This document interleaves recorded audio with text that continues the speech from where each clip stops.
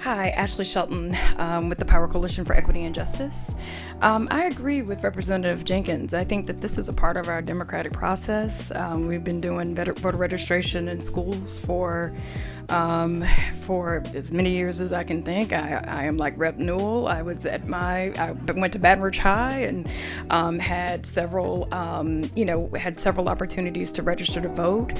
And even, for example, whether you're in Orleans or East Baton Rouge Parish, we have to work with the school board and the school system itself. Like, nobody can just walk into a school. This is about trusted relationships. This is about, this is about process. This is also about understanding the law. I mean, I think that, for those of us that do this, we understand the law and the implications of the law. And I think Ms. Jacqueline Jones spoke to it very well, that she knows the law. In fact, she's one of the people that taught me all the rules and the law and how to do it thoughtfully. And I think too, we one of the things that we do a lot of is education. And so Rep Thomas, you asked about education. This education is literally, how does a bill become a law? Contacting your legislator.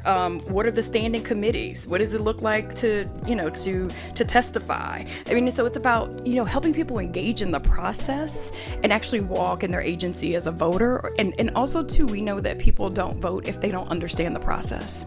And nobody wants to go into a voting booth and feel like they don't know what to do. And so a lot of this work around education and voter registration in our schools, again, is never done without partnership with the East, whatever parish we're working in. East Baton Rouge Parish just comes to mind because, we've worked there successfully in the schools. No field trips, nothing like that, working directly with the schools to make these things happen. And then also too, I think that there were some concerns raised, but we know that there are penalties for folks that take advantage of that secure information. And so literally, if you fail to submit the parish registrar of voters any completed registration application through or collected during a registration drive within 30 days of receipt of the completed application from the applicant, you shall again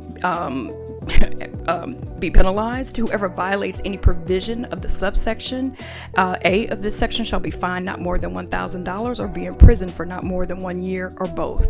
A second offense or any subsequent offense, the penalty shall be a fine of not more than $2,500 and imprisonment for not more than 5 years or both. And so as we conduct these drives, as we train our volunteers to engage with our students, across the state, they are very well aware of all of the rules. They are well aware of the penalties. At the end of the day, this is a very joyful experience for those of us that get to go into the school, work with our young people. We see a lot of young people behind us. Their energy has been uplifting in what has been a rough day in this hallway. And so I do think that it is an important part of our work. I also want to make it clear that, again, we are a voter registration and voter engagement organization. I wake up thinking about it. I go to sleep thinking about it. I know all of the rules. I know more than I ever wanted to know about Louisiana's voting laws, and work with the Secretary of State's office as well as the voter registrars in the parishes that we work in.